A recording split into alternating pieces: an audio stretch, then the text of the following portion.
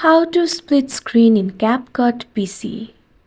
First of all, import the videos. Drag your first video on the timeline.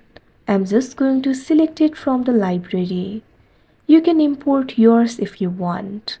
Simply drag it to the timeline. Once you do that, select another video. Now click on any one of the video. Drag it to the top or bottom timeline. Once you do that, you can see over here it will overlap another video. You can adjust the length of the video so that it starts and ends at the same time. Now click on the video that you placed at the top. You can simply view the details. You can scroll down. You can adjust the opacity. Decrease the opacity by dragging the slider towards left. Once you do that, you'll be able to see the video beneath it. It will be easier to place the videos. Simply click on the video.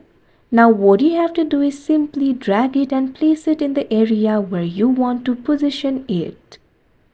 Like this, you can see over here the screen will be splitted. Both of the videos will be seen. Now you can again adjust the opacity to 100.